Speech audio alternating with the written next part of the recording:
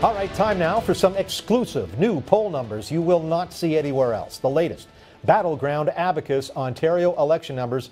And Abacus CEO David Coletto joins us now to walk through these numbers. We'll get the data out of the way. Polling is coming out of the field on Friday? Saturday night? Saturday morning. 1,000 Ontarians surveyed online. Let's get to it. Where are we at? We've seen some changes, as I was sort of teasing on Twitter earlier today. We've seen increased support for the New Democrats, of all places, which is interesting when we look at some of the other polls, which we can talk about later.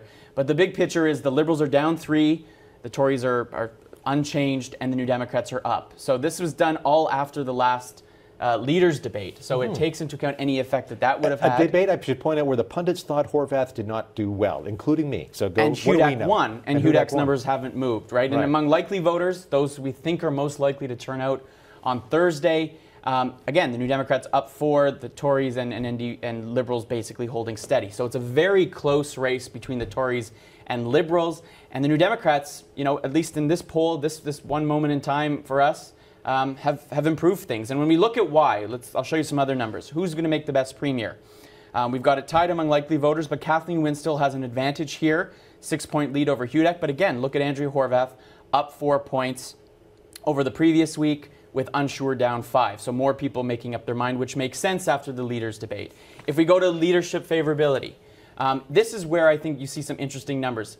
Both Kathleen Wynne and Tim Hudak's personal negative numbers are up. This is the highest we've had both of them since the beginning of the campaign.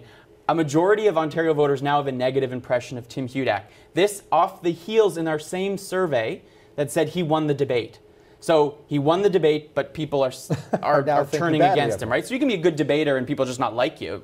I think that's what's happening. Andrea Horwath's numbers actually improved slightly. So she, you know, coming out of that week in which we had a debate, in which we had a lot more advertising, the NDP seems to be the winner at this point. Okay, so the things that you always go through as we're talking about this, there's horse race, there's best premier, and then there is what is on the mind of the voter out there. In other words, why are people going into a ballot box? What's on their mind as they make a next on the issues? You've got some interesting numbers there. Yeah, well, we asked people, what do you think this election's about? It's not just about what's the most important issue.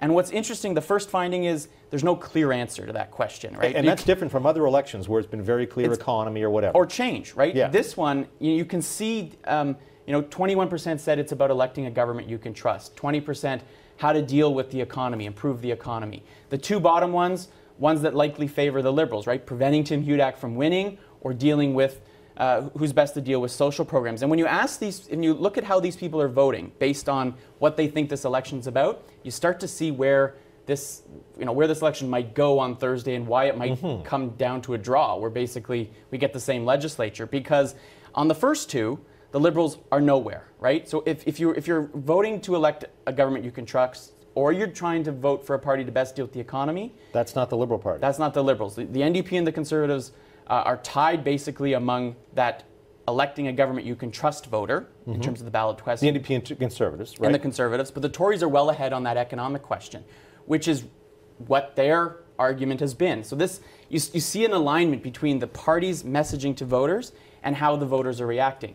Now, the Liberals do really well on the last two. So if you are voting to prevent Tim Hudak from winning, or you're voting at this point to protect social programs, a majority of these voters are voting Liberal. That's what their ballot question wants to be. And the reason why neither party's winning at this point, I think, is because you can see those two groups are about equal in size. And we are running out of runway here, as they say, right? And for any of the parties to, maybe they missed something. Maybe they didn't make a pitch on the trust issue in order to separate. So they've been all around these issues, and well, we could be in. I mean, we don't. I'm not making any predictions on what it might happen Thursday. We do have one more poll coming out. Yeah. But you're right. I think campaigns shift now from persuasion into motivation, into mobilization, getting people out to vote. What's clear is that, at least for now, the Liberals are headed in the wrong direction if you are them. They had a momentum going into that leaders debate. I think that debate probably stalled Kathleen Wynne's opportunities, likely because if we go to this Time for Change board, it brought up the gas plants again. And I think the opposite, both Tim Hudak and Andrea Horwath were really effective at reminding voters why we're in this election likely in the first place. Yeah.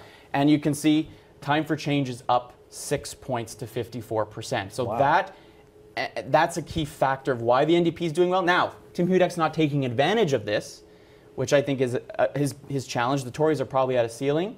but we've got some interesting few days ahead. And yeah, you're right. We'll have a new poll on Wednesday. One more to go. All right, David Coletto, thank you so much. Thursday is the vote. Great.